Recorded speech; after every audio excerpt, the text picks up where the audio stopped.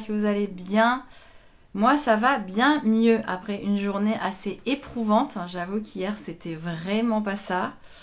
C'est assez violent quand on a une intoxication alimentaire. C'est jamais le pied. Et voilà, ça nous a bien mis sur le carreau pendant une journée. Mais là, ça y est, on est de retour. Aujourd'hui, ça a été un peu entre deux, mais ça va bien. Alors, live du jour. Aujourd'hui, très spontanément, j'avais envie de vous partager quelque chose.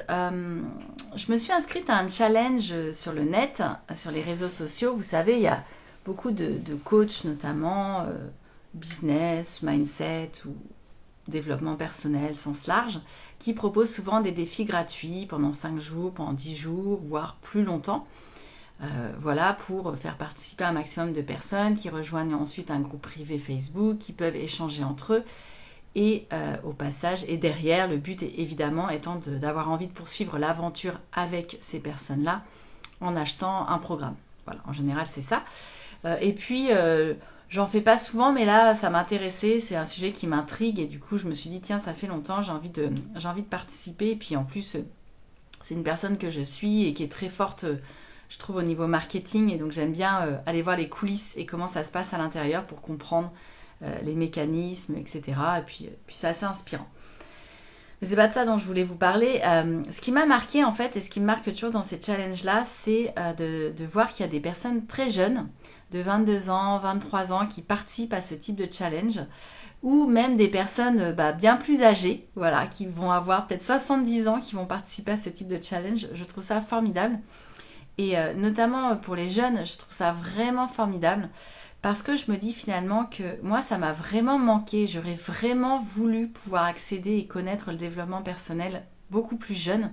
Je pense qu'on gagne énormément de temps dans la vie si on apprend même aux enfants à développer leur confiance en eux, à développer leur connaissance de soi, leur fonctionnement, à accepter ce qui fonctionne bien, à accepter peut-être plus ce qui fonctionne moins bien, leurs défauts, à écouter, être dans l'empathie. Alors, je vois dans les écoles que ça s'est énormément amélioré et qu'il y a beaucoup de ces notions-là, en fait, qui sont inculquées aujourd'hui et je trouve ça génial. Mais en tout cas, de cultiver, en fait, ses forces, surtout au niveau de la confiance et d'apprendre un certain nombre de concepts le plus tôt possible. Ça, c'est mon premier constat. Je trouve que pour toutes les personnes qui ont des enfants, c'est vraiment quelque chose qui est important, je trouve, parce que ça va leur faire gagner vraiment des années dans la vie. Moi, j'ai découvert vraiment le développement personnel à 35 ans. Euh, J'aurais voulu le découvrir véritablement à 20 ans, au moins à 20 ans, si ce n'est pas avant. Mais 20 ans, je trouve que c'est pas mal. Et donc, quand je vois des jeunes comme ça qui participent à des challenges, je trouve ça juste génialissime. Et l'autre point, je trouve, chez les jeunes, c'est de leur inculquer euh, dès que c'est possible, de la culture financière. On n'a pas assez de culture financière en France et donc du coup on est vraiment dans un schéma salariat. Je finis mes études, je fais des études et puis après je travaille, même si aujourd'hui les jeunes ont beaucoup remis en question, les nouvelles générations ont beaucoup remis en question ces schémas, que la micro-entreprise est venue bouleverser aussi ces schémas, le temps partagé, etc. Mais il n'empêche que voilà, c'est quand même le schéma classique, hein, c'est je finis mes études et je suis salarié. Mais peu importe qu'on soit salarié ou entrepreneur, ce que je veux dire, c'est qu'il y a d'autres moyens aussi de gagner sa vie. Il y a aussi tout ce qui est investissement, que ce soit des investissements placés dans des fonds, que ce soit dans des actions, dans des obligations, dans de la crypto aujourd'hui, dans de la NFT, des tokens, etc. Et je trouve que plus on inculquera ça tôt à nos enfants, plus en fait ils achèteront leur liberté financière tôt. Et moi je vois par exemple mes neveux, à 10 ans ils ont leur plan d'épargne action en fait, et moi quand je leur envoie de l'argent pour leur anniversaire, parce qu'ils sont loin en fait, et du coup ils peuvent les placer dans un plan d'épargne action en fait, à seulement 12 ans, enfin je veux dire avec leurs parents évidemment, ou investir dans la crypto. Et je trouve ça génial parce que finalement ils le font évidemment à leur petit niveau, avec leurs petites les petits sous qu'on leur envoie. Mais je trouve ça cool parce que d'abord, ils apprennent un peu les mécanismes des investissements, comment ça fonctionne. Et en fait, ils sont juste en train d'acheter leur liberté financière, mais hyper tôt. Et donc, je trouve ça formidable. Donc, de développer tout ce qui est culture du développement personnel et culture financière le plus tôt possible, si ce n'est pas aux enfants, au moins aux jeunes, à 20 ans, d'avoir vraiment de commencer et de baigner là-dedans, je trouve que c'est un plus, en fait, énorme dans la vie. Parce que quand on commence à investir 35 ans, 40 ans, quand on commence à baigner dans le développement personnel à 35 ans, ok, c'est super parce qu'il y a une mine de choses à faire, une mine de choses à apprendre, mais c'est presque déjà tard en fait finalement.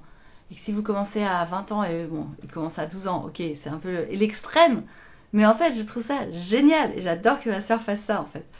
Donc voilà, et du coup dans ce challenge donc, que je vais commencer là, lundi prochain, j'ai vu plein de jeunes parce qu'en fait on se présente dans le groupe etc. Et donc j'ai vu des jeunes de 20 ans qui étaient hyper intéressés par le sujet, qui étaient à fond etc. Et je me suis dit waouh, c'est extraordinaire parce que ces personnes-là en fait, encore une fois elles vont gagner un temps fou de connaissance de soi, elles vont pouvoir entreprendre beaucoup plus tôt, avec mieux armées, avec plus d'outils, et je pense qu'elles vont comprendre tellement plus de choses que la majorité des personnes en fait qui les entourent, ce qui n'est pas forcément toujours facile pour le coup.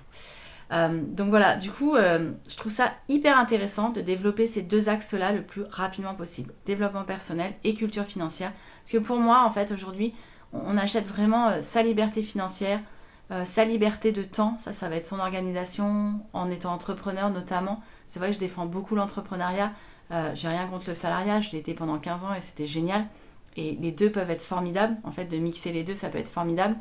Mais je pense que si on développe tout ce qui est confiance en soi, si on ose plus, si on développe son audace, son ambition, on aura peut-être plus d'atouts, plus d'envie, plus d'inspiration, plus de niaque en fait pour se lancer dans l'entrepreneuriat. Et on sait que l'entrepreneuriat, c'est dur, c'est loin d'être simple par rapport à tout ce qu'on se raconte, notamment sur les réseaux où c'est extraordinaire l'entrepreneuriat.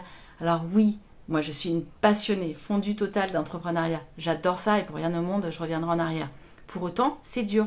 C'est pas toujours simple. Il faut de l'énergie. Il faut construire son énergie tous les jours. Ça c'est mon plus grand sujet, l'énergie. Même quand vous n'avez pas envie, ou vous êtes fatigué, ou que vous n'avez pas les résultats escomptés, il faut relancer la machine, il faut rebondir et du coup se remettre en marche quand même.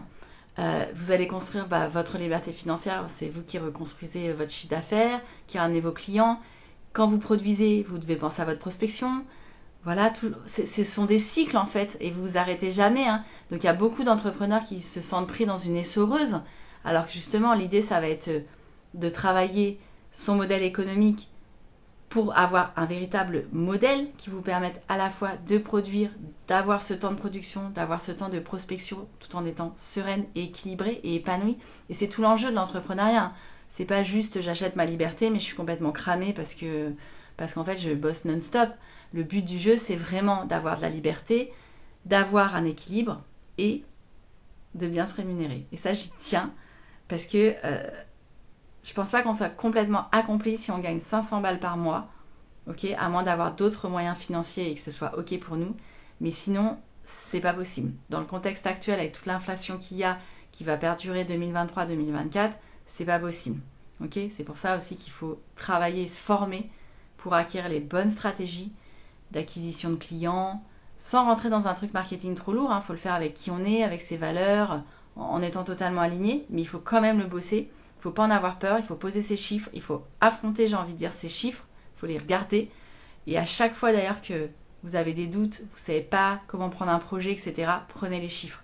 Regardez-le aussi sous l'angle chiffré, et ce que font trop peu souvent les entrepreneurs d'ailleurs. C'est aussi pour ça qu'il y en a beaucoup qui vont dans le mur, parce qu'ils refusent de regarder les chiffres. Mais les chiffres sont vos amis, ils ne sont pas vos ennemis. Donc bref, je me suis éloignée du sujet. Mais tout ça pour vous dire que voilà, j'ai adoré voir tous ces jeunes, comme voir tous ces seniors aussi dans ce challenge. C'est cool de voir des gens de 70 ans qui ont envie de participer à des challenges, qui ont plein d'idées, plein de projets. Moi, j'ai 44 ans, alors évidemment, que ce soit des jeunes de 22 ans ou des jeunes de 70 ans, tout me parle, hein, je suis entre les deux là. Et du coup, je trouve ça cool aussi de me dire, waouh, il y a une super belle motivation, une belle énergie des deux côtés. Et donc du coup ça va être un moment assez passionnant je pense que je vais vivre ces prochains jours. Voilà, j'avais envie de vous partager ça totalement spontanément. Je vous souhaite une très très belle soirée. Merci pour tous vos messages, pour ceux qui m'ont demandé comment j'allais, etc. Ça va beaucoup mieux. Et puis je vous embrasse et je vous dis à demain pour le prochain live. Ciao ciao.